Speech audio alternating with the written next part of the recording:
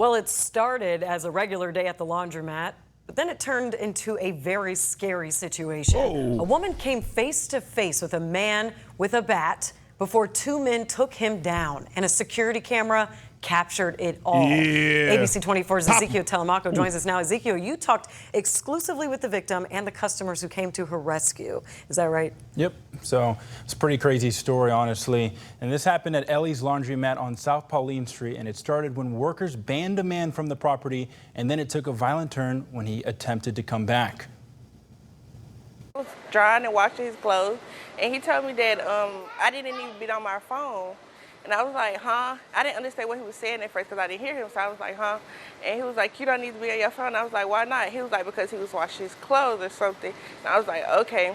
And then he had left. Hendricks says she thought that was the end of it, but minutes later, police say Joseph Leak came back, and this time he was yelling at customers and swinging an orange baseball bat. That's when two customers, Donald Young and Reginald Harris, stepped in. I was glad I was able to hold him down instead of shoot him, because we have enough of that going on in the city, and I think it portrays the city in a negative light. Harris says he never came to the laundromat expecting to be a hero, but he thinks it's everyone's responsibility to help each other. I didn't come in here to be a hero. I came here to wash clothes.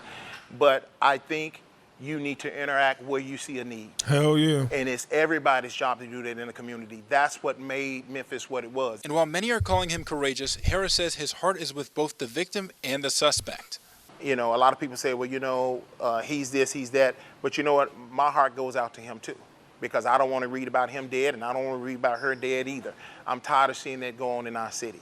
And like I said, you know, we can talk about it or we can do something about it. Harris says he hopes this moment helps remind people of what Memphis used to stand for. Back in the day, if they saw you, you know what I'm saying, people intervened. And they even told your parents. There was a thing called pride. There was a thing called morality. And I think that needs to return back to this city. Yeah, and because of these heroic acts, Hendricks wasn't hurt, and Leak is being held at the Shelby County Jail on aggravated assault, criminal trespass, and burglary charges. That man need mental help. He went out and talking about a cell phone, and he washing, and ain't got nothing to do with him. And you don't need to be on your cell phone. I'm washing clothes, but they don't got nothing to do with washing clothes. He was mentally deranged. Thank God it was somebody. He was sitting there. I mean, thank God he ain't just coming in and just start welling off on her. It would have been, I mean, he could have got two good shots and boop, boop, and in the head. It could have been a whole different story. Yeah, it's definitely good that those customers had those quick thinking to step in and save the situation. Now, I do want to ask you, how long did it take for the police to get there? Yeah, according to the victim that I spoke to, about 8 minutes, which is a pretty long time. So they tried, or they did apprehend him, and they were able to hold him down until the police came and had their tasers out, and, you know, thank God, put him away. Yeah, 8 minutes. 8 minutes is a long time. Let's see what she's going to say. Minutes is definitely a good response time, but 8 minutes can feel like a long time when you're in a compromising situation like that. Absolutely. Oh, okay, I'm glad she said that. I'm like, 8 minutes ain't that long. Like, who telling what else they were doing? And they probably called, hey, we got a man. We got him down. He's subdued. He's not a danger to anyone. Please come. So now you're not even like, you priority, but you're not like, shootings, rapes, murder. Oh, he's assaulting me. So 8 minutes is like, for somebody who was a problem, you can't get mad at that. 8 minutes in a big city like Memphis or whatever. And I'm not surprised by that dude's mentality. When you have good people and somebody, a man that would step out his way and do something like this, like I would do, I hope a lot of people would do.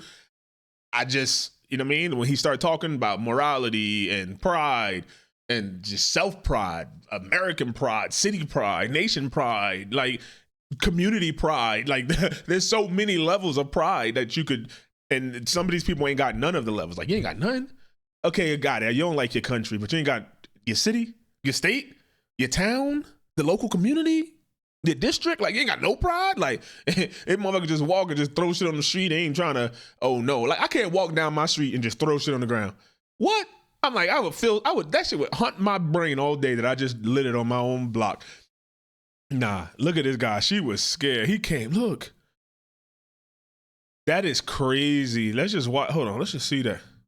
Leak came back, and this time he was yelling at customers and swinging an orange baseball bat. That's when two customers, Donald. I wonder if he had a gun or something, because he said I didn't shoot him. I wonder if he could. And this guy could have had a gun. What if he went to grab him and then he got out or something and then he's hit him? it's so many ways this could have went wrong for the man that's trying to help, but that's what you take. Like it could have been one of those no good deed goes unpunished situation. But I think that's a trick of the devil. I think that statement, no good deed goes unpunished, the devil wants you to think about that. Nah. Just life happens. Look, Young, he grabbed Reginald him, Harris stepped in. and then another man came in and helped him do that. Because then now this old man is in the strike. Not an old man, but you know what I mean. This older man is in this fight.